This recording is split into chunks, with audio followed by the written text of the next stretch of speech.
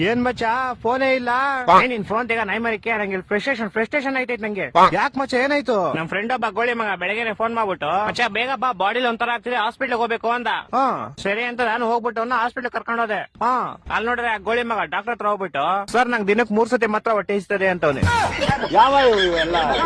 ಆಮೇಲೆ ಅದೀಗ ಡಾಕ್ಟ್ರು ಅದೆಲ್ಲರಿಗೂ ಆಗುತ್ತಪ್ಪ ಅದ್ ಬಿಟ್ಟು ಬೇರೆ ಏನಾದ್ರು ಪ್ರಾಬ್ಲಮ್ ಇದ್ರೆ ಹೇಳು ಅಂದ. ಅದಕ್ಕೆ ಈ ಗೋಳಿ ಮಗ ಸರ್ ನಂಗೆ ಬರೀ ನೈಟ್ ಮಾತ್ರ ನಿದ್ದೆ ಬರುತ್ತೆ ಅಂತವ್ನೆ. ಆ ಡಾಕ್ಟ್ರು ನನ್ ಮಗ ಏನ್ ನೋಡ್ತಾವನೆ ಎಂತ ಗೋಳಿ ಮಂಗ ಕರ್ಕೊಂಡ್ ಬಂದಿದ್ಯಾ ಅಂತ. ಅಯ್ಯೋ ಮತ್ತೆ ಕರ್ಕೊಂಬಂದ್ಬಿಟ್ಟೆ ಶಿಶುನ್ ಹೆಂಗ ಆಚೆಗೆ. ಆಚೆ ಬಂದ್ಬಿಟ್ಟು ಶಿಶು ಹಾಸ್ಪಿಟ್ಲ್ ಎಲ್ಲ ಫುಲ್ ನೋಡ್ಬಿಟ್ಟು ಮಚ್ಚ ಈ ಹಾಸ್ಪಿಟ್ಲ್ ನಂಗೆ ತುಂಬಾ ಸ್ಪೆಷಲ್ ಅಂದ. ಏನೋ ಸ್ಪೆಷಲ್ ಅಂದ್ರೆ ಮಜಾ ಈ ಹಾಸ್ಪಿಟಲ್ ಹುಟ್ಟಿದ್ದು ಅಂದ. ಅದ್ರಲ್ಲಿ ಸ್ಪೆಷಲ್ ಐತಂತೆ. ನಾನು ಸೇಮ್ ಕ್ವಶನ್ ಕೇಳ್ದಪ್ಪ. ಮಚ್ಚ ನಾನ್ ಚಿಕ್ಕ ವಯಸ್ಸಲ್ಲೇ ಹುಟ್ಬಿಟ್ಟೆ ಅದೇ ಸ್ಪೆಷಲ್ ಅಂತ.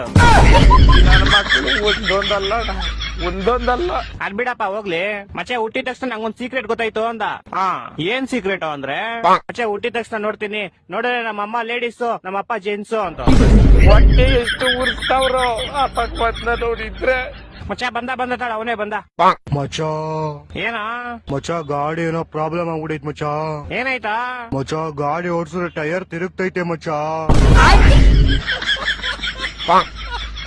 ಮಚ್ಚ ಏನೋ ಮಾಡೋದು ಇವಾಗ? ಮಚ್ಚ ಇದು ಇಲ್ಲೆಲ್ಲೂ ಆಗಲ್ಲ.